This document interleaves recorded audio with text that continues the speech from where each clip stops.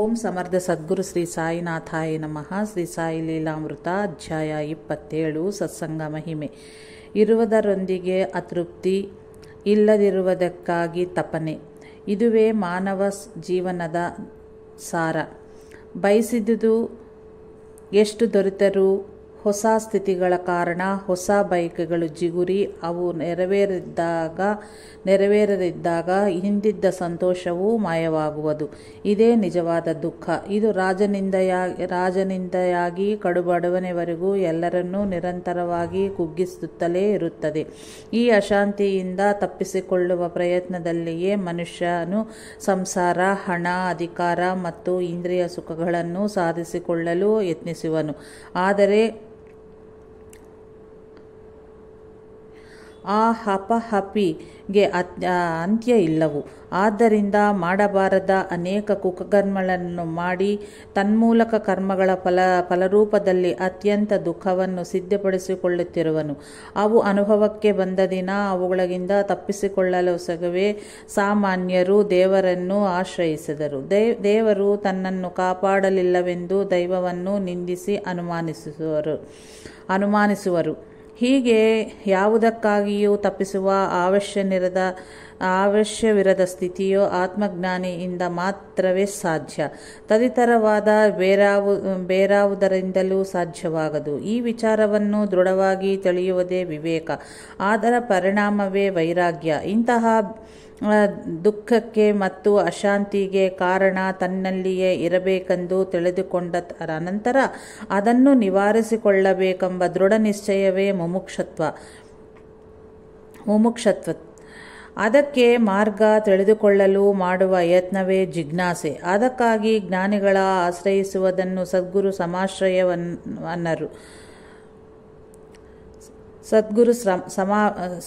ಸಮಾಶ್ರಯವನ್ನವರು. ಅವರಿಂದ ತಿಳಿದ ಸತ್ಯವನ್ನು ತನ್ನಲ್ಲಿ ದರ್ಶಿಸುವ ಯತ್ನವೇ ಸಾಧನೆ ಮತ್ತು ಆತ್ಮವಿಚಾರಣೆ.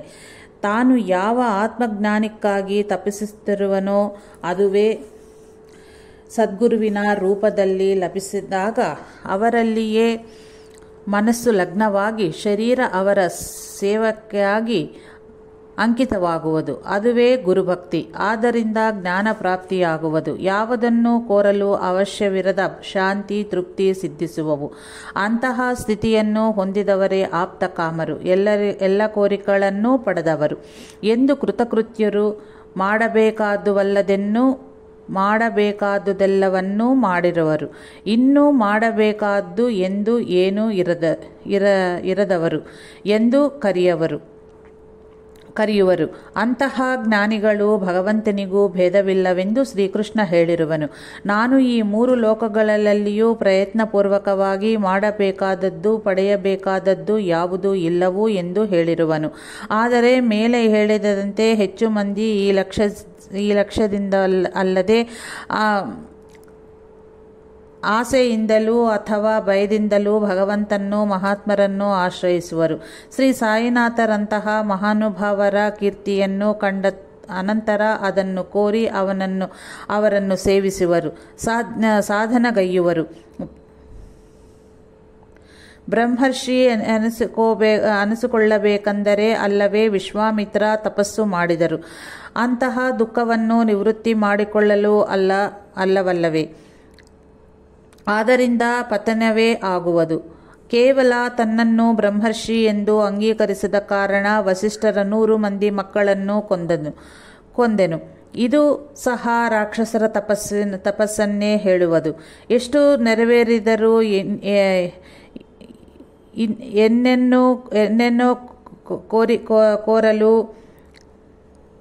ಏನನ್ನೂ ಕೋರಲು ಅವಶ್ಯವಿರದ ಸ್ಥಿತಿ ಲಭಿಸದು. ಆದ್ದರಿಂದ ಅವುಗಳನ್ನು ಪಡೆಯುವುದರಿಂದ ಪ್ರಯೋಜನವೂ ಇಲ್ಲವೆಂದು ಗುರುತಿಸುವರು. ಯಾರೂ ಕೆಲವ ಮಂದಿ ಮಾತ್ರವೇ ಇಂತಹ ಹಿಗ್ಗು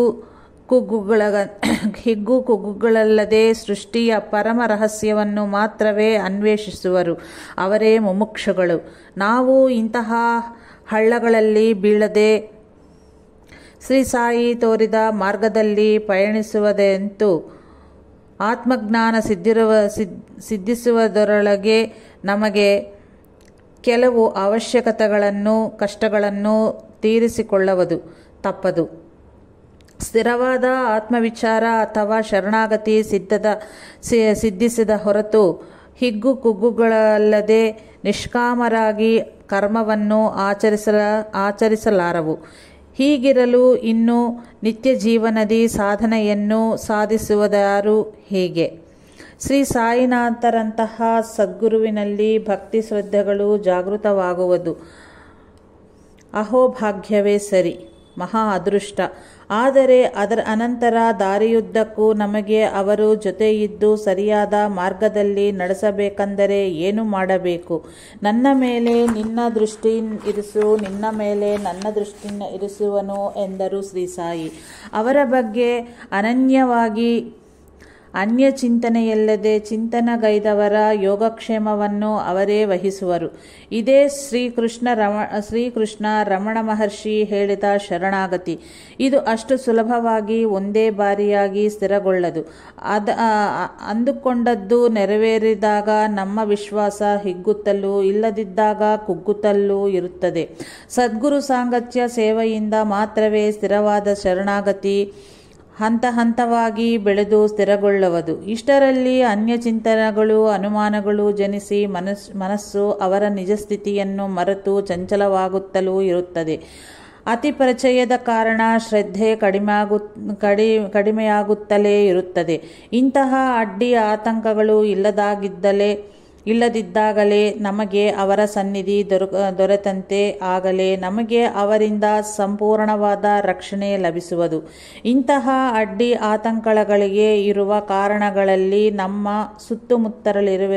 ಸುತ್ತಮುತ್ತಲಿರುವ ಬಗ್ಗೆ ನಮಗುಳ್ಳ ಭಾವನೆ ಅವರ ಸ್ವಭಾವದಲ್ಲಿಯೂ ಇರುತ್ತದೆ. ಆದರೆ ನಮ್ಮ ಸುತ್ತಮುತ್ತಲಿರುವರ ಮತ್ತು ನಮ್ಮೊಳಗಿನ ಬಲಹೀನತೆಗಳೇ ಪ್ರಧಾನ ಕಾರಣವಾಗಿರುವುದು. ಸಾಂಗತ್ಯಕ್ಕೆ ನಮ್ಮ ಮೇಲೆ ನಾವು ಊಹಿಸಲು ಸಾಧ್ಯವಾಗದಷ್ಟು ಪ್ರಭಾವವಿರುತ್ತದೆ. ಸುತ್ತಮುತ್ತಲಿರುವವರ ದೃಷ್ಟಿಯು ಸಂಸ್ಕರಿಸಲ್ಪಡುತ್ತಿದ್ದರೆ ನಮ್ಮ ಪ್ರಯತ್ನವೂ ಸುಲಭವಾಗುತ್ತದೆ. ಆದ್ದರಿಂದಲೇ ಮನುಷ್ಯನಿಗೆ ತನ್ನ ಸಾಧನೆಯೊಂದಿಗೆ ಸತ್ಸಾಂಗತ್ಯವೂ ಅವಶ್ಯವೇ ಹೌದು. ಈ ಸತ್ಸಂಗವೆಂಬುದು ಈ ಕಾಲದಲ್ಲಿ ಸಹಜವಾಗಿ ದೊರೆಯದು. ಅದನ್ನು ತೋಟದಂಥ ಕೃಷಿಗೈದು ಬೆಳೆಸಿಕೊಳ್ಳಬೇಕಾದ ಅಗತ್ಯವಿರುವುದು. ಮತ್ತೆ ಮತ್ತೆ ಕಳೆಗಳನ್ನು ತೆಗೆದೊಯ್ದು ನೀರೊರೆಸಿ ಕಾಪಾಡಿಕೊಳ್ಳಬೇಕಾಗಿದೆ.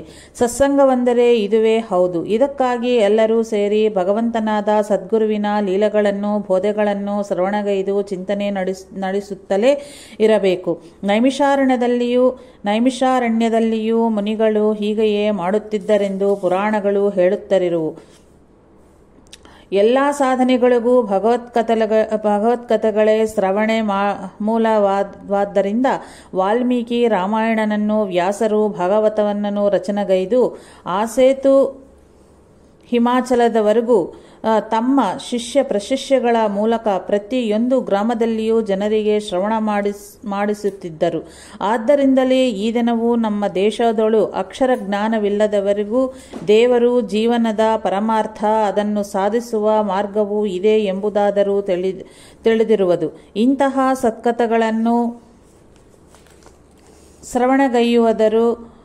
ಶ್ರವಣಗೈಯುವುದರ ಮೂಲಕ ನಮ್ಮಗಳ ಹೃದಯ ಮತ್ತು ನಮ್ಮ ಸುತ್ತಮುತ್ತಲಿನವರನ್ನು ಪರಿಶುದ್ಧಗೈದುಕೊಳ್ಳುತ್ತಿರರು. ನಿರ್ದಿಷ್ಟವಾದ ಭಕ್ತಿ ಶ್ರದ್ಧೆಗಳು ಕಳೆರಹಿತವಾದ ಬೆಳೆಗಿಡಲಂತೆ ನಿಸ್ಸಂಶಯವಾಗಿಯೂ ಬೆಳೆಯುತ್ತವೆ. ಆದ್ದರಿಂದ ವಾರಕ್ಕೊಮ್ಮೆ ಆದರೂ ಸತ್ಕಥೆಗಳನ್ನು ಶ್ರವಣಗೈದು ಪ್ರಸಾದವನ್ನು ಸ್ವೀಕರಿಸರೆಂದು ನೆರೆ ಹೊರೆ ಇವರನ್ನು ಸಪ್ರೇಮದಿಂದ ಆಹ್ವಾನಿಸಬೇಕು. ಆಗ ಶ್ರೀ ಸಾಯಿನಾಥರ ಪಟಕ್ಕೆ ಧೂಪ ದೀಪಗಳನ್ನು ಸಮರ್ಪಿಸಿ ಭಾವಸಹಿತವಾಗಿ ಧ್ಯಾನ ಶ್ಲೋಕವನ್ನು ಪಠಿಸಿ ಅಷ್ಟೋತ್ತರ ಶತನಾಮಾವಳಿಯ ಸಹಾಯದೊಂದಿಗೆ ಆ ಸದ್ಗುರುವಿನ ದಿವ್ಯ ಗುಣಗಳನ್ನು ಸ್ಮರಿಸಬೇಕು.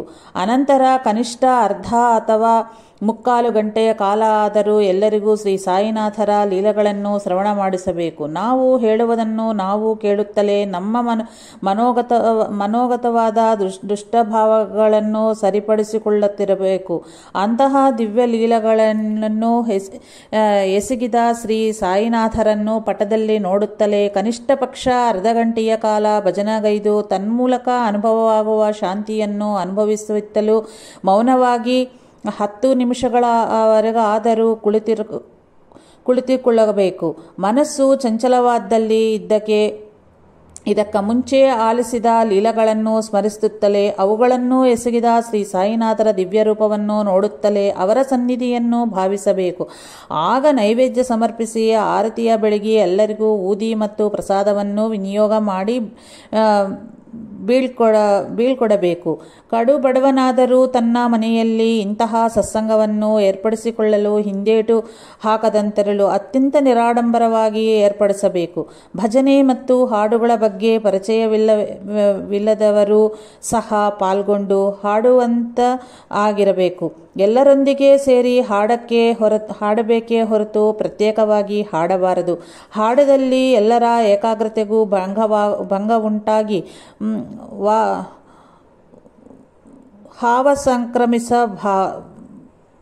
ಹಾವ ಸಂಕ್ರಮಿಸುವುದು. ಯಾರು ಎಷ್ಟು ಸೊಗಸಾಗಿ ಹಾಡುವರೆಂಬ ಹೆಮ್ಮೆಯು ಬಾಬಾರಲ್ಲಿಯ ಶ್ರದ್ಧಾಭಕ್ತಿಗಳನ್ನು ಮತ್ತು ಸತ್ಸಂಗ ಸಭ್ಯರ ನಡುವಿನ ಆತ್ಮೀಯತೆಯನ್ನು ಹಾಳುಗಡುವದಂತೆ ನೋಡಿಕೊಳ್ಳಬೇಕು. ಯಾವಾಗಲೂ ಪೂರ್ವ ನಿರ್ಧರಿಸಿದವಾದ ಕೆಲವು ಹಾಡುಗಳನ್ನೇ ಭಜನೆಯಲ್ಲಿ ಹಾಡುತ್ತಲೇ ಇದ್ದರೆ ಅದರಲ್ಲಿಯೇ ಸಾತ್ವಿಕ ಭಾವದ ಮೇಲೆ ಮನಸ್ಸು ಕೇಂದ್ರೀಕೃತವಾಗುತ್ತೆ. ಬಹುಳ ಹಾಡುಗಳನ್ನು ಹಾಡಿದ್ದಲ್ಲಿ ಹಾಡಿನೊಳಿರುವ ಭಾವವನ್ನು ಮನಸ್ಸು ಭಾವಿಸಿಕೊಳ್ಳಲಾರದೆ ಮನಸ್ಸು ಏಕಾಗ್ರತೆಗೊಳ್ಳದು. ಶ್ರೀ ಸಾಯಿಗೆ ಭಾವವೇ ಪ್ರಧಾನ. ಒಬ್ಬ ಹಣ್ಣು ಮುದಕ ಕಂಪಿಸುತ್ತಿದ್ದ ಗಂಟಲಿಂದ ಭಜನೆಗೈದರು ಅವನ ಸತ್ವಭಾವವನ್ನು ಕಂಡು ಶ್ರೀ ಸಾಯಿನಾಥರಿಗೆ ಆನಂದ ಬಾಷ್ಪಗಳು ಸುರಿದವು. ಮತ್ತೊಮ್ಮೆ ಒಬ್ಬ ಭಕ್ತನು ಅತ್ಯಂತ ಶ್ರಾವ್ಯವಾಗಿ ಭಜನೆ ಮಾಡಿದರೂ ಶ್ರೀ ಸಾಯಿ ಮೆಚ್ಚದೆ ನಿಮಗೆ ಗಾನ ಇಷ್ಟ, ನನಗೆ ಜ್ಞಾನ ಇಷ್ಟ ಎಂದರು. ನಿಮಗೆ ಗಾನ ಇಷ್ಟ, ನನಗೆ ಜ್ಞಾನ ಇಷ್ಟ ಎಂದರು. ಹೀಗೆ ವಾರಕ್ಕೊಮ್ಮೆ ಸತ್ಸಂಗ ಮಾಡಿಕೊಂಡಲ್ಲಿ ಎಲ್ಲರಿಗೂ ಒಳ್ಳೆಯ ಅನುಭವಗಳಾಗಿ ಮತ್ತಿಷ್ಟು ಉತ್ಸಾಹದೊಂದಿಗೆ ಪಾಲ್ಗೊಳ್ಳಬಲ್ಲರು. ಯಾರಾದರೂ ಕೋರಿದಲ್ಲಿ ಅವರ ಮನೆಯೊಳು ಸತ್ಸಂಗ ನಡೆಸಲು ವಾರದಲ್ಲಿ ಮತ್ತೊಂದು ದಿನವನ್ನು ಗೊತ್ತುಪಡಿಸಿಕೊಳ್ಳಬೇಕು. ನಮ್ಮ ಆಸೆಗಳೊಂದಿಗೆ ಸಂಬಂಧವಿರದ ಕ್ರಮದಿ ಸತ್ಸಂಗದಲ್ಲಿ ನೇಮದಿಂದ ಪಾಲ್ಗೊಳ್ಳಬಲ್ಲದು ಸಾಧನೆಗೆ ಅತ್ಯಂತ ಮುಖ್ಯವಾದ್ದು. ಇಡೀ ಒಂದು ವಾರದಲ್ಲಿ 2 ಗಂಟೆಗಳಾದರೂ ಭಗವಂತನಿಗೆ ಪ್ರೀತಿಕರವಾದ ಲೋಕ ಕಲ್ಯಾಣಕ್ಕೆ ನಮ್ಮ ಹೃದಯವನ್ನು ಸಂಸ್ಕರಿಸಿಕೊಳ್ಳಲು ಸಿದ್ಧವಾಗಿದ್ದಲ್ಲಿ ಆಧ್ಯಾತ್ಮ ವಿದ್ಯೆಯನ್ನು ಆಶ್ರಯಿಸುವುದು ಬೂಟಕ ಆಗುತ್ತದೆ. ಇಂತಹ ಸಾಮೂಹಿಕ ಸಾಧನೆಯು ಅತ್ಯಂತ ಶ್ರೇಯಸ್ಕರವಾದ ಕಾರಣದಿಂದಲೇ ನಾಮದೇವ, ತುಕಾರಾಮ್ ಅಂತಹ ಮಹಾನುಭಾವರು ಅನುಸರಿಸಿ ಮಾರ್ಗದರ್ಶಕರಾಗಿರುವರು. ಕ್ರೈಸ್ತ ಮತ್ತು ಇಸ್ಲಾಂ ಮತಗಳಲ್ಲಿಯೂ ಇಂತಹ ಸತ್ಸಂಗಕ್ಕೆ ಅತ್ಯಂತ ಪ್ರಾಧಾನ್ಯತೆ ಇರುವುದು. ದೇವಾಲಯಗಳು ಇಂತಹ ಸಾಮೂಹಿಕ ಸಾಧನೆಗಾಗಿಯೇ ನಿರ್ಮಿಸಲ್ಪಟ್ಟಿವೆ.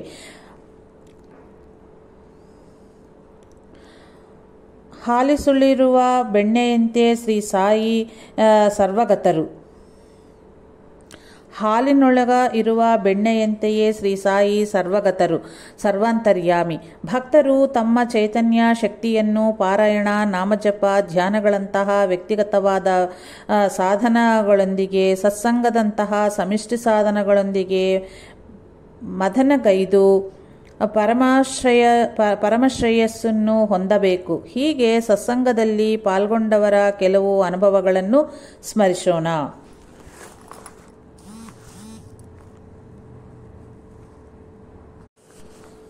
ಚಿರಂಜೀವಿ ಬಿ ರಾಮಕೃಷ್ಣ ರೆಡ್ಡಿ ಹೀಗೆ ಬರೆದಿರುವನು. ಸಣ್ಣಿಂದನಿಂದಲೂ ನಾನು ಶ್ರೀರಾಮವನ್ನು ಪೂಜಿಸುತ್ತಿದ್ದನು. ಕಾಲೇಜಿಗೆ ಸೇರಿದ ಅನಂತರ ನನ್ನ ಭಕ್ತಿ ಕಡಿಮೆಯಾಗಿತ್ತು. ಪೂಜ್ಯ ಶ್ರೀ ಆಚಾರ್ಯ ಭರದ್ವಾಜರ ಪರಿಚಯದಿಂದ ಮತ್ತೆ ತೀವ್ರವಾಯಿತು. ಅವರ ಮುಖದಿಂದ ಸತ್ಸಂಗದಲ್ಲಿ ಬಾಬಾರ ಬಗ್ಗೆ ಕೇಳುತ್ತಲಿದ್ದರೆ ಅವರನ್ನೇ ಪೂಜಿಸಬೇಕೆಂದು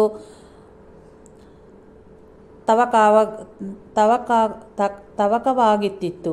ಭರದ್ವಾಜರನ್ನು ಕೇಳಲು ಕೆಲವು ದಿನಗಳ ಅನಂತರ ಅದು ನಿನಗೆ ತಿಳಿಯುವುದು ಎಂದರು.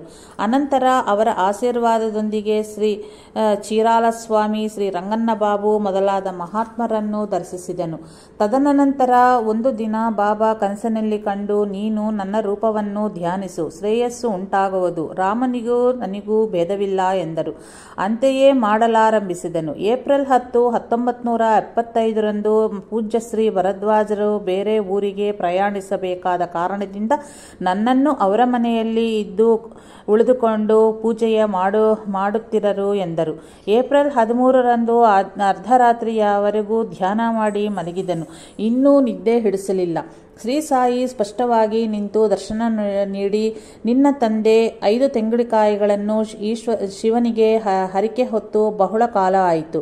ಅದರೊಳು 3 ತೆಂಗಿನಕಾಯಿಗಳನ್ನು ಗುರುವಾರ ಇಲ್ಲಿ ಹೊಡಿ ಎಂದರು. ಶ್ರೀ ಸಾಯಿ ಉತ್ತರಾಭಿಮುಖವಾಗಿ ಕುಳಿತು, ನಿನ್ನ ಗುರುವು ಯಾರು ಎಂದು ಕೇಳಿದರು. ನಾನು ಭರದ್ವಾಜರೇ ನನ್ನ ಗುರು ಎಂದು ಹೇಳಿದೆ. ಅನಂತರ ನನಗೊಂದು ರಹಸ್ಯ ಹೇಳಿ 3 ದಿನಗಳಿಗೊಮ್ಮೆ ಶ್ರೀ ಸಾಯಿ ಲೀಲಾಮೃತವನ್ನು ಪಾರಾಯಣ ಮಾಡು ಎಂದರು. ನನಗೆ ಆನಂದ ಬಾಷ್ಪ ಸುರಿಯುತ್ತಿತ್ತು. ಶ್ರೀ ಸಾಯಿನಾಥರ ಪಕ್ಕದಲ್ಲಿಯೇ ನಾಯಿಗಳು ಇದ್ದವು. ಭಯವಾಗಿ ವಿದ್ಯುತ್ ದೀಪ ಸ್ವಿಚ್ ಒತ್ತಿದೆನು. ಶ್ರೀ ಸಾಯಿ ನನ್ನ ಕಣ್ಣ ಮುಂದೆಯೇ ಅದೃಶ್ಯರಾದರು. ಬೆಳಿಗ್ಗೆ ನನ್ನ ತಂದೆಗೆ ಪತ್ರ ಬರೆದೆನು. ತಾವು ಶಿವನಿಗೆ 5 ತೆಂಗಿನಕಾಯಿಗಳನ್ನು ಸಮರ್ಪಿಸುವೆನೆಂದು ಹರಿಕೆ ಹೊತ್ತು ಇನ್ನೂ ಸಲ್ಲಿಸಲಿಲ್ಲವೆಂದು ನನ್ನ ತಂದೆ ಪತ್ರಕ್ಕೆ ಉತ್ತರ ಬರೆದರು. ಜನವರಿ 1975 ಕಡೆಯ ಗುರುವಾರ ನನ್ನ ಸಹ ಉಪಾಧ್ಯಾಯ ಒಂದಿಗೆ ರಘು ಎಂಬ ಯುವಕ ಬಂದು ನನ್ನೊಂದಿಗೆ ಮಾತನಾಡಿ ಹೋದನು. ಅನಂತರ ಫೆಬ್ರವರಿ 10ರಂದು ಮದ್ರಾಸಿನಿಂದ ರಘು ನನಗೆ ಪತ್ರವನ್ನು ಹೀಗೆ ಬರೆದನು. ಹಿಂಪ್ರಯಾಣದಿ ನಾನು ಗೂಡೂರು ಬಸ್ ಸ್ಟ್ಯಾಂಡ್ನ ಹೋಟೆಲ್ಗೆ ತೆರಳುತ್ತಿರಲು ಕಾಷಾಯ ವಸ್ತ್ರ ಧರಿಸಿ ವಿಭೂತಿ ಕುಂಕುಮ ಧರಿಸಿದ ಸುಮಾರು 50 ವರ್ಷಗಳ ವಯಸ್ಸು ಇದ್ದ ಒಬ್ಬಾಕೆ ನನ್ನನ್ನು ನನ್ನ ಹೆಸರಿಂದ ಕರೆದು ಚಹಾ ಮತ್ತು ರೊಟ್ಟಿಗಾಗಿ 30 ಪೈಸೆಗಳನ್ನು ಕೇಳಿ ಪಡೆದಳು.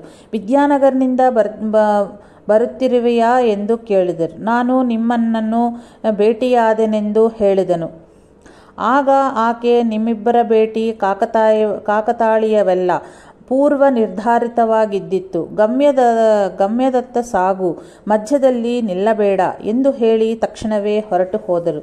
ಅಂದಿನ ರಾತ್ರಿ ನನಗೆ ಕನಸಾಯಿತು. ನಾನು ಗಾಳಿಯಲ್ಲಿ ತೇಲುತ್ತಾ ಹೋಗಿ ಒಬ್ಬ ಮಹಾತ್ಮರ ಬಳಿ ಹೋದನು. ನಾನು ನಮಸ್ಕರಿಸುತ್ತಿದ್ದಂತೆಯೇ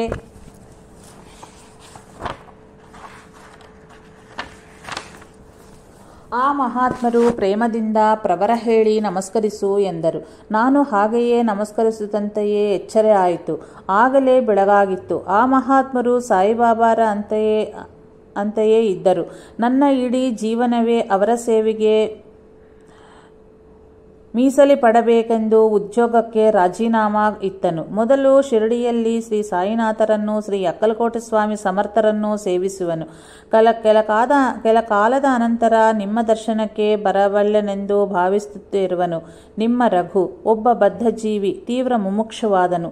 ಏಪ್ರಿಲ್ 1973ರಂದು ದಿನ ಬೆಳಿಗ್ಗೆ 7:15 ಗಂಟೆಗೆ ನಾನು ಮತ್ತು ನನ್ನ ಪಕ್ಕದ ಮನೆಯಲ್ಲಿ ವಾಸವಾಗಿದ್ದ ಉಪಾಧ್ಯಾಯ ಚಿರಂಜೀವಿ ರಾಧಾಕೃಷ್ಣ ಸೇರಿ ಕಾಲೇಜಿಗೆ ತೆರಳಿದವು.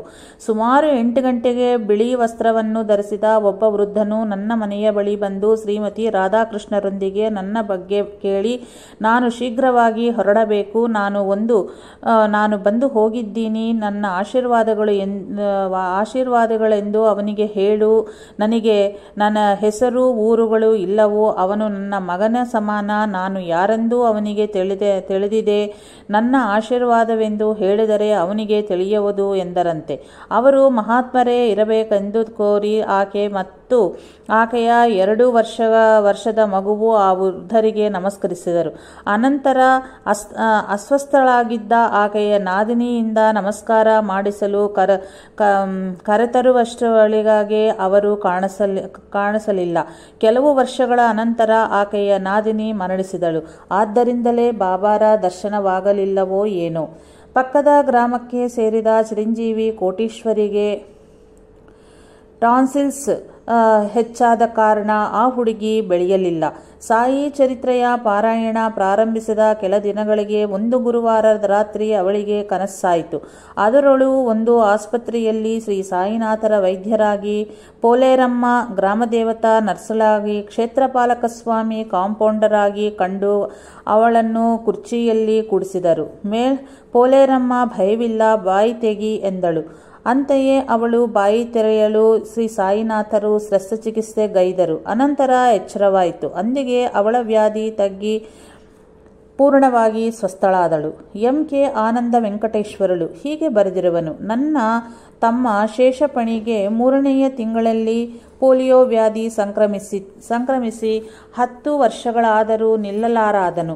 ನಾನು ವಿದ್ಯಾನಗರಕ್ಕೆ ಭೇಟಿಯಾಗಿದ್ದಾಗ ಆಚಾರ್ಯ ಭರದ್ವಾಜ ಅವರು ಶ್ರೀ ಸಾಯಿ ಲೀಲಾಮೃತದಲ್ಲಿ ಸಕಲ ಸಾಧುಗಳ ಸ್ವರೂಪಿ ಎಂಬ ಅಧ್ಯಾಯವನ್ನು ಪಠಿಸುತ್ತಿರಲು ಏಕಾಏಕಿ ಶ್ರೀ ಸಮರ್ಥನಾರಾಯಣ ಮಹಾರಾಜರು ಆಗಮಿಸಿದರು. ಅವರು ಮತ್ತು ಭರದ್ವಾಜರು ಪ್ರಸಾದಿಸಿದ ವಿಭೂತಿಯನ್ನು ಮನೆಗೆ ಕಳುಹಿಸಿದನು.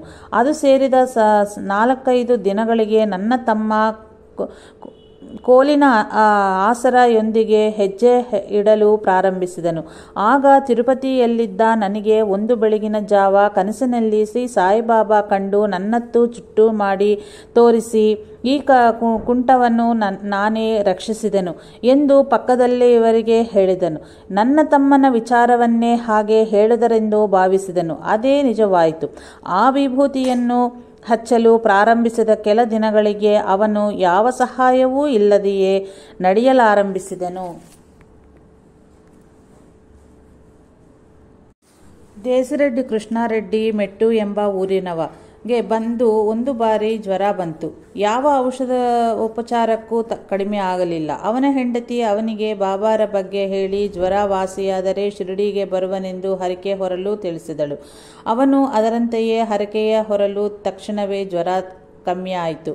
ಅನಂತರ ಒಂದು ರಾತ್ರಿ ಕನಸಿನಲ್ಲಿ ಅವನಿಗೆ ಶ್ರೀ ಸಾಯಿನಾಥರು ಕಂಡು ಆ ಊರಿನಲ್ಲಿ ಒಬ್ಬ ವ್ಯಕ್ತಿಯನ್ನು ತೋರಿಸಿ, ಅವನು ನಿಮ್ಮ ಮನೆಗೆ ಕದಿಯಲು ಬರುವನು ಎಂದರು. ತಕ್ಷಣವೇ ಅವನು ತಕ್ಕ ಮುಂಜಾಗ್ರತೆಯನ್ನು ವಹಿಸಿದನು. ಬೆಳಿಗ್ಗೆ ಆ ವ್ಯಕ್ತಿ ಎದುರಾದಾಗ ಕೃಷ್ಣಾರೆಡ್ಡಿ, ಏನಯ್ಯ, ಅರ್ಧರಾತ್ರಿ ವೇಳೆ ನಮ್ಮ ಬೀದಿಗೆ ಬಂದಿ ಯಾಕೆ ಎಂದು ಕೇಳಲು, ಅವನು ಕಂಗಲಾಗಿ ತಪ್ಪಿಸಿಕೊಂಡು ಹೋದ ಕರುವನ್ನು ಹುಡುಕುತ್ತಾ ಬಂದೆ ಎಂದನು. ಒಂಗೋಲನಲ್ಲಿ ಬಹಳ ವರ್ಷಗಳ ಕಾಲ ಸತ್ಸಂಗದಲ್ಲಿ ಪಾಲ್ಗೊಂಡನವರಿಗೆ ಒಳ್ಳೆಯ ಅನುಭವಗಳು ಉಂಟಾಗಿವೆ. ಶ್ರೀಮತಿ ಸೀತಾರಾಮಮೂರ್ತಿಯವರು ಕೃಷ್ಣ ಭಕ್ತಿ. ಆಕೆ ಶ್ರೀ ಸಾಯಿ ಲೀಲಾಮೃತವನ್ನು ಓದಿ ಸಾಯಿ ಕೃಷ್ಣನಾಗಿ ದರ್ಶನ ನೀಡಲಿಲ್ಲ ಎಂದು ಭಾವಿಸಿದಳು. ಅಂದು ಸಾಯಂಕಾಲ ಅವರ ಪೂಜಾ ಮಂದಿರಲ್ಲಿ ಇದ್ದ ಬಾಬಾರ ಪಟವು ನೀಲಿ ಬಣ್ಣವಾಗಿ ಮಾರ್ಪಟ್ಟಿತ್ತು. ಪೂಜೆಯಲ್ಲಿ ಲೋಪ ಉಂಟಾಗಿರಬಹುದು, ಕಾರಣ ಹಾಗೆ ನಡೆದಿರಬಹುದು ಎಂದು ಆಕೆ ಭಯಗೊಂಡಿರಲು. ಅಂದು ರಾತ್ರಿ ಶ್ರೀ ಸಾಯಿ ಕನಸಿನಲ್ಲಿ ದರ್ಶನ ಕೊಟ್ಟು, ನಾನು ಬಂದರೆ ಭಯಪಡುವೇಕೆ, ನನ್ನ ತಲೆಯ ಮೇಲೆ 3 ಹೂವುಗಳು ಇರಿಸು, ಪೂಜೆ ಮಾಡು, ನಾಳೆ ಹೊರಟು ಹೋವೆನು ಎಂದರು. ಆಕೆ ಅಂತೆಯೇ ಮಾಡಿದರು. ಅಂದು ಸಾಯಂಕಾಲದ ಸಮಯಕ್ಕೆ ಬಾಬಾರ ಪಟ ಮೊದಲಿನಂತೆಯೇ ಆಯಿತು. ಶ್ರೀ ಸಾಯಿಗೂ ಅವರ ಪಟಕ್ಕೂ ಅಂತೆಯೇ ಕೃಷ್ಣನಿಗೂ ಭೇದವೇ ಇಲ್ಲ. ಕೃಷ್ಣಮೂರ್ತಿ ಒಂಗೋಲನಲ್ಲಿ ಉದ್ಯೋಗ ನಿರ್ವಹಿಸುತ್ತಿದ್ದಾಗ ಅವರ ಕುಟುಂಬ ಗುಂಟೂರಿನಲ್ಲಿದ್ದಿತ್ತು. ಸೀತಾರಾಮಮೂರ್ತಿಯವರ ಮನೆಯ ಭಜನೆಯಲ್ಲಿ ಕೃಷ್ಣಮೂರ್ತಿಯವರಿಗೆ ಬಾಬಾರ ಪಟದಲ್ಲಿ ದಿವ್ಯವಾದ ಶಾಂತಿ ಕಂಡಿತು. ಆದ್ದರಿಂದ ಆನಂದದಿ ಪುಳಕಿತರಾಗಿ ಅವರು ವಿದ್ಯಾನಗರದ ಶ್ರೀ ಸಾಯಿ ಮಂದಿರಕ್ಕೆ 116 ರೂಗಳನ್ನು ಕಳಿಸಬೇಕೆಂದುಕೊಂಡರು. ಅನಂತರ ಜೀಪಿನಲ್ಲಿ ಗುಂಟೂರಿಗೆ ಪಯಣಿಸುತ್ತಿರಲು ದಾರಿಯೊಳು ಮೂವರು ಸಾಧುಗಳು ಸಾಯಿನಾಥ್ ಮಹಾರಾಜ್ ಕಿ ಜೈ ಎನ್ನುತ್ತಲೇ ಜೀಪನ್ನು ತಡೆದರು. ಅವರಲ್ಲೊಬ್ಬ ಸಾಧು ನನಗೆ ನೀಡುತ್ತನೆಂದ 116 ರೂಗಳನ್ನು ಕೊಡು ಎಂದರು. ನಾನು ಕೊಡುವೆನೆಂದು ಹೇಳಿದು ವಿದ್ಯಾನಗರ್ ಮಂದಿರಕ್ಕಲ್ಲವೇ ಎಂದರು ಕೃಷ್ಣಮೂರ್ತಿ. ಅದು ನನಗೆ ಸೇರುತ್ತದೆ, ಅಲ್ಲಿಗೆ ಕಳುಹಿಸು, ನಾವು ಪಂಢರೀಪುರದಿಂದ ನಡೆದು ಬರುತ್ತಿರುವೆವು, ದಕ್ಷಿಣೆ ನೀಡು ಎಂದರು. 20 ರೂಗಳನ್ನು ನೀಡಲು ಸ್ವೀಕರಿಸಿ ಪ್ಯಾಂಟಿನ ಜೋಬಿಯಲ್ಲಿರುವ 20 ರೂಗಳನ್ನು ನೀಡು ಎಂದರು. ಮನಸ್ಸಿನೊಳು ಖರ್ಚುಗಳಿಗೆ ಹೇಗೆ ಎಂದು ಭಾವಿಸುತ್ತಲೇ 20 ರೂಗಳನ್ನು ಕೃಷ್ಣಮೂರ್ತಿಗೆ ಇತ್ತರು. ಖರ್ಚಿಗೆ ಇಲ್ಲವೆಂದು ಬಾಧಪಡುತ್ತಿ ಯಾಕೆ, ನಿನಗೆ ಮೇಲುಂಟಾಗುವುದು, ಹೋಗು ಎನ್ನುತ್ತಲೇ ಆ 20 ರೂಗಳನ್ನು ಹಿಂದಿರುಗಿಸಿಕೊಟ್ಟರು.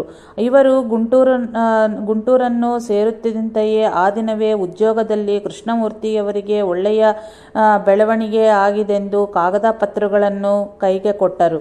ವಿದ್ಯಾನಗರ ಸತ್ಸಂಗ ಸಭ್ಯರುಗಳಾದ ವಿಜಯಕುಮಾರ್, ಶರತ್ ಬಾಬು, ಕೃಷ್ಣಮೂರ್ತಿ 1976ರಲ್ಲಿ ಅನಸೂಯ ಮಾತಾ ಎಂಬ ಸಿದ್ಧೆಯ ದರ್ಶನಾರ್ಥವಾಗಿ ಪರಾಡ್ ಸಿಂಗವನ್ನು ಸೇರಿ ಆ ಸಂಸ್ಥಾನದ ಅಧ್ಯಕ್ಷರಾದ ಶ್ರೀ ಧುಲೆ ಮನೆಗೆ ಭೇಟಿ ಇತ್ತರು. ಅಲ್ಲಿ ಶ್ರೀ ಸಾಯಿನಾಥರ ಪಟವಿತ್ತು. ಅಲ್ಲಿ ಧುಲೆಯವರು ಇವರುಗಳೊಂದಿಗೆ ನಿಮ್ಮ ಗುರು ನಿಮ್ಮ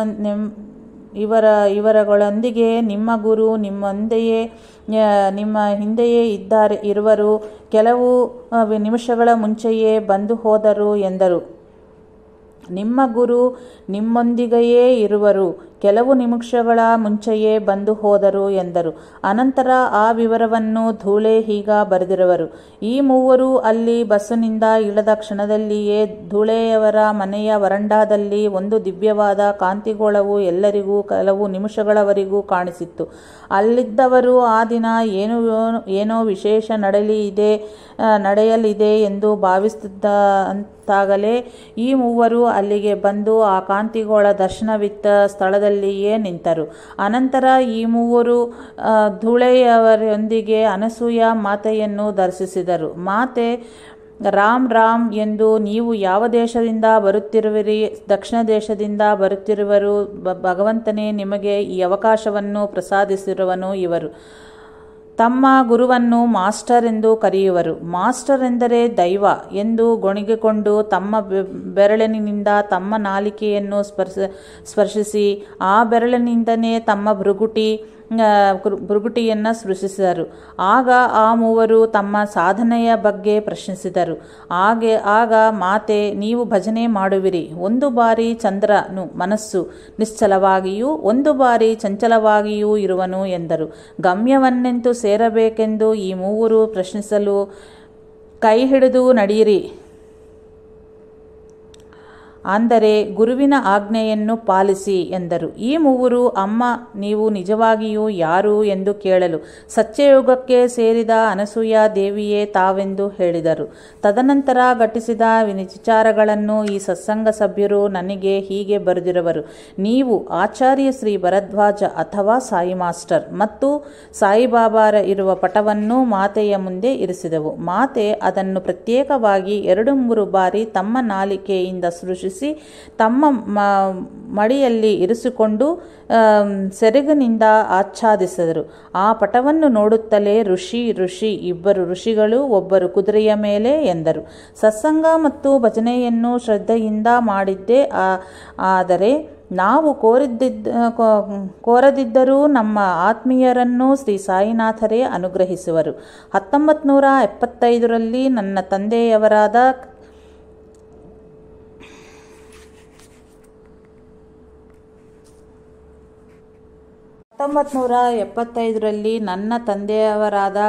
ಕೀರ್ತಿಶೇಷ ಎಕ್ಕಿರಾಲ ಅನಂತಾಚಾರ್ಯರು ತಮ್ಮ ಅನುಭವವನ್ನು ಹೀಗೆ ಹೇಳಿರುವರು. ಒಂದು ದಿನ ಮಧ್ಯಾಹ್ನ ವಿಜಯವಾಡದಲ್ಲಿ ಮಂಚದ ಮೇಲೆ ಕುಳಿತಿದ್ದನು. ಕಫ್ನಿ ತೊಟ್ಟು ತಲೆಗೆ ವಸ್ತ್ರ ಕಟ್ಟಿದ ಸಾಯಿಬಾಬಾ ಬಾಗಿಲನ್ನು ತಳ್ಳಿ ನನ್ನ ಕೋಣೆಯೊಳಗೆ ಪ್ರವೇಶಿಸಿದರು. ನಾನು ಅದು ನಿಜವೇ ಅಥವಾ ಕನಸೇ ಎಂದು ನೋಡುತ್ತಿರಲು ಅವರು ನನ್ನ ಪಕ್ಕದಲ್ಲಿ ಮಂಚದ ಮೇಲೆ ಕುಳಿತರು. ನಾನು ನಿಮ್ಮನ್ನು ಪೂಜಿಸುವುದಿಲ್ಲವಲ್ಲವೇ?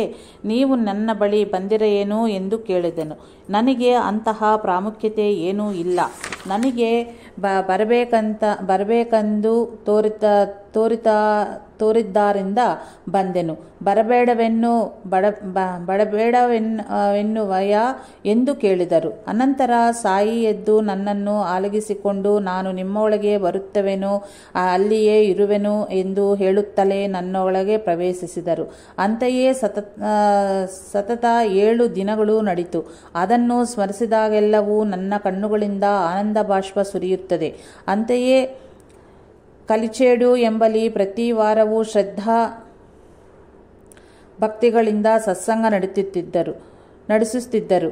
ಅದರಲ್ಲಿ ಪಾಲ್ಗೊಳ್ಳುತ್ತಿರುವ ಪಿ ಸುಬ್ಬರಾಮಯ್ಯ ಎಂಬ ಅಧ್ಯಾಪಕನು ಶ್ರೀ ಅವಧೂತ ವೆಂಕಯ್ಯ ಸ್ವಾಮಿ ಎಂಬ ಸಿದ್ಧಪುರುಷರನ್ನು ತನ್ನ ಮನೆಗೆ ಸತ್ಸಂಗಕ್ಕೆ ಬನ್ನಿರೆಂದು ಕೋರಿದನು. ಈಗ ಸಾಧ್ಯವಿಲ್ಲ, ಅನಂತರ ನೋಡೋಣ ಎಂದರು ವೆಂಕಯ್ಯ ಸ್ವಾಮಿ. ಸುಬ್ಬರಾಮಯ್ಯ 1977ರಲ್ಲಿ ಗುರುಪೌರ್ಣಿಮಾ ದಿನದವರೆಗೂ ಶ್ರೀ ಸಾಯಿಲೀಲಾಮೃತ ಗ್ರಂಥವನ್ನು 13 ಬಾರಿ ಪಾರಾಯಣಗೈದನು. ಅದರ ಮೊದಲನೇ ದಿನ ಶ್ರೀ ವೆಂಕಯ್ಯ ಸ್ವಾಮಿ ಏಕಾಏಕಿ ಸುಬ್ಬರಾಮಯ್ಯ ಮನೆಗೆ ಭೇಟಿಯಿತ್ತು ಧ್ವನಿ ಬೆಳಗಿಸಿ ಕುಟುಂಬವನ್ನು ಮತ್ತು ಸತ್ಸಂಗವನ್ನು ಆಶೀರ್ವದಿಸಿದರು. ಯಾವಾಗಲೂ ಯಾರ ಮನೆಗೂ ಭೇಟಿ ನೀಡದ ಅಂತೆಯೇ ಯಾರ ಮನಸ್ಸಿನಲ್ಲಿಯೂ ಆತಿಥ್ಯವನ್ನು ಸ್ವೀಕರಿಸಿದ ವೆಂಕಯ್ಯ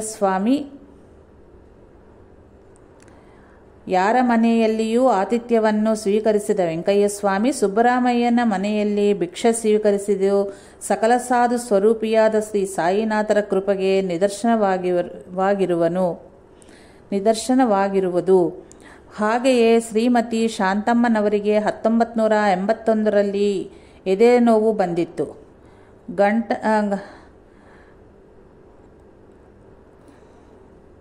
ಗಂಟ್ಲು ಹಿಡಿದಾಗಿ ಮಾತು ಸಹಿತ ಬರಲಿಲ್ಲ.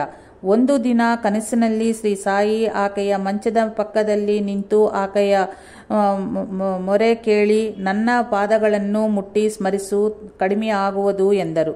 ಆಕೆ ಕನಸಿನಲ್ಲಿ ಅಂತೆಯೇ ಮಾಡಿದಳು. ಅನಂತರ ಆಕೆ ತನ್ನ ಗಂಟಲಿನ ಬಗ್ಗೆ ಹೇಳಲು 2 ಅಡಿಕೆ ಮತ್ತು 3 ವೀಳ್ಯದೆಲೆಯನ್ನು ನೀಡಿ, ಇವುಗಳು ಅಗಿದು ನುಂಗು, ಗಂಟ್ಲು ಸರಿಹೋಗುವುದು ಎಂದರು ಬಾಬಾ.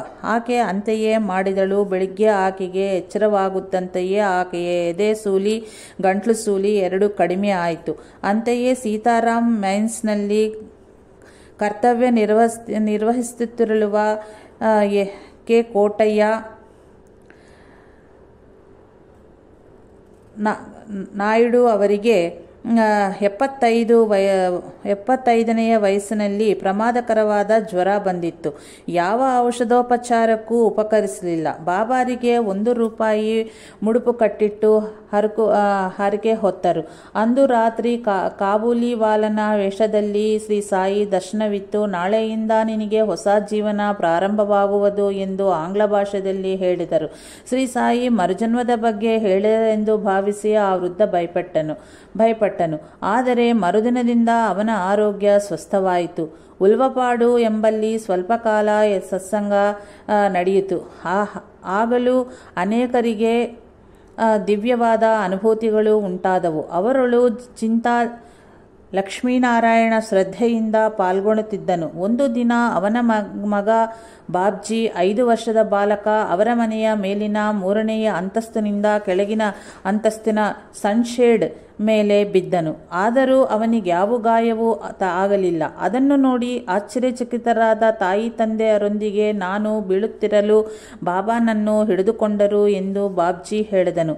ವಲ್ಲಭರಾಮ್ ಈಮನಿ ತಾಲೂಕಾ ಗುಂಟೂರು ಜಿಲ್ಲೆ ಎಂಬಲ್ಲಿ ಚಿರಂಜೀವಿ ವಿ.ಸಿ. ವೆಂಕಟೇಶ್ವರಲು ಸತ್ಸಂಗ ನಡೆಸುತ್ತಿರುವನು. ಅಲ್ಲಿನ ಸತ್ಸಂಗ ಸಭ್ಯರ ಅನುಭವಗಳಂತ ಹೀಗಿವೆ. ಶ್ರೀಮತಿ ಜಂಗಾ ಶಾಂತಮ್ಮನಿಗೆ ಬಾಬಾರ ಬಗ್ಗೆ ಏನೂ ತಿಳಿಯದು. ಒಂದು ದಿನ ಕೃಷ್ಣಾರೆಡ್ಡಿ ಎಂಬ ಸತ್ಸಂಗ ಸಭ್ಯನು ಒಂದು ಬಾಬಾರ ಪಟವನ್ನು ಆಕೆಗೆ ಕೊಟ್ಟು ಅವರ ಎದುರ ಮನೆಯ ಕುಮಾರಸ್ವಾಮಿಗೆ ಕೊಡೆಂದು ಹೇಳಿದನು. ಆ ಪಟ ಬಂದ ದಿನದಿಂದಲೇ ಆಕೆಯ ಎಲ್ಲ ಕಷ್ಟಗಳು ತೀರಿದವು. ಅದಕ್ಕೆ ಪೂರ್ವದಲ್ಲೇ ಆಕೆಯ ಗಂಡನಿಗೆ ಪ್ರತಿದಿನವೂ ಕನಸಿನಲ್ಲಿ ಒಬ್ಬ ಬಾಲಕ ಕಂಡು ಬೆತ್ತನಿಂದ ಹೊಡೆಯುವನು ಎಂದು ಬೆದರಿಸುತ್ತಿದ್ದನು. ಇದರಿಂದ ಆಕೆಯ ಗಂಡ ಚೀರುತ್ತಲೇ ನಿದ್ದೆಯಿಂದ ಎದ್ದು ತನ್ನ ಊರು ಗೋಳಿನಿಂದ ಆ ಬಾಲಕ ಕಂಡ ಸ್ಥಳದಲ್ಲಿ ಹೊಡೆಯುತ್ತಿದ್ದನು.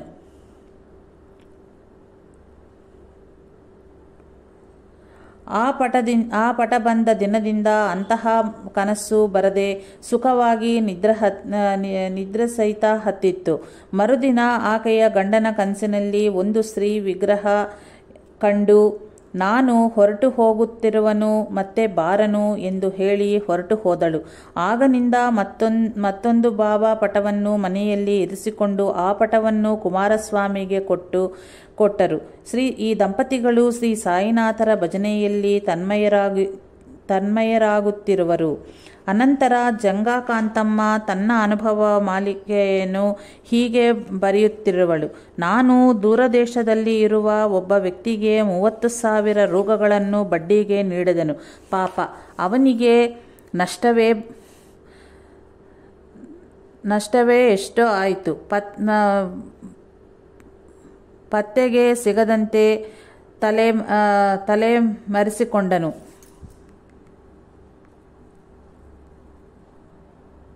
ಆಚಾರ್ಯ ಭರದ್ವಾಜ ಮಾಸ್ಟರನ್ನು ದರ್ಶಿಸಿ ಈ ವಿಷಯವನ್ನು ಹೇಳಿದನು. ಚರಿತ್ರೆ ಪಾರಾಯಣಗೈದು ಅವನಿಗೆ ಶ್ರೇಯಸ್ಸು ಉಂಟಾಗಲೆಂದು ಬಾಬಾರನ್ನು ಪ್ರಾರ್ಥಿಸೆಂದು ಹೇಳಿದರು.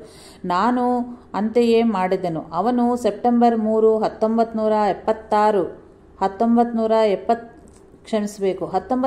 1986 ಅಷ್ಟು ದೂರದಿಂದ ಬಂದು ಹೇಳಲಾಗದ ಯಾವುದೋ ಸಂಕಟ ತನ್ನನ್ನು ಬಾಧಿಸುತ್ತಿರುವುದಾಗಿ ಹೇಳಿ ನನಗೆ ಕೊಡಬೇಕಾದ ಸಾಲದ ಹಣವನ್ನು ಸ್ವಲ್ಪ ಆದರೂ ಹಿಂದಿರುಗಿ ಕೊಡಬೇಕಂತ ಅನಿಸಿ ಕಷ್ಟಪಟ್ಟು 500 ರೂಗಳನ್ನು ಒಟ್ಟು ಮಾಡಲಾದನು ಎಂದು ಹೇಳಿ ಆ ಹಣವಿತ್ತನು. ಶೀಘ್ರದಲ್ಲಿಯೇ ನನ್ನ ಬಾಕಿ ಹೂವಿನಂತೆ ಹಗುನ ಹರಿಯಲ್ಲಿ ತೀರಿಸುವನೆಂದು ಮಾತುಕೊಟ್ಟು ಹೋದನು. ಒಂದು ದಿನ ನನ್ನ ಗಂಡನ ಕನಸಿನಲ್ಲಿ ಬಾಬಾ ಕಂಡು ಅವರ ಮೊಣಕಾಲಿನ ಮೇಲೆ ಹೊಡೆದರು. ಬಹಳ ಕಾಲದಿಂದ ಅವರನ್ನು ಬಾಧಿಸುತ್ತಲಿದ್ದ ಮೊಣಕಾಲಿನ ನೋವು ಅಂದಿಗೆ ಮಾಯವಾಯಿತು. ಸತ್ಸಂಗದಳು ನಮಗೆ ಅತ್ಯಂತ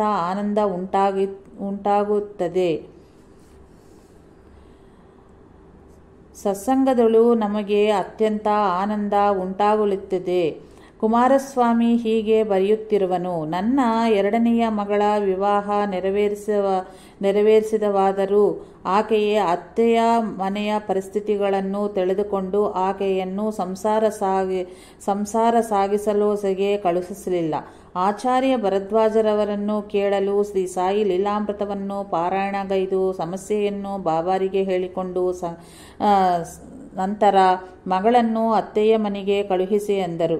ನಾನು ಪಾರಾಯಣ ಮತ್ತು ಪೂಜೆಯ ಪ್ರಾರಂಭಿಸಿದ ವಾರದಲ್ಲಿಯೇ ನನ್ನ ಅಳಿಯ ಮತ್ತು ಅವನ ತಾಯಿ ಬಂದು ಮಗಳನ್ನು ತಮ್ಮ ಮನೆಗೆ ಕರೆದೊಯ್ದರು.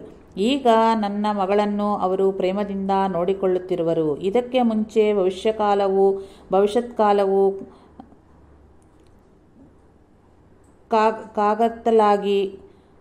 ಕಾಡುಕತ್ತಲಾಗಿ ಕಂಡು ರಾತ್ರಿ ನಿದ್ರೆ ಬಾರದೆ ಆತ್ಮಹತ್ಯೆ ಮಾಡಿಕೊಳ್ಳಬೇಕೆಂದು ಎಣಿಸುತ್ತಿದ್ದನು. ಈಗ ಸತ್ಸಂಗದಲ್ಲಿ ಪಾಲ್ಗೊಳ್ಳುತ್ತಾ ಮನಃಶಾಂತಿಯನ್ನು ಪಡೆಯುತ್ತಲಿರುವನು. ಶ್ರೀ ಸಾಯಿನಾಥಾರ್ಪಣಮಸ್ತು. ಶುಭಂ ಭವತ್ತು. ಜೈ ಸಾಯಿ ಮಾಸ್ಟರ್.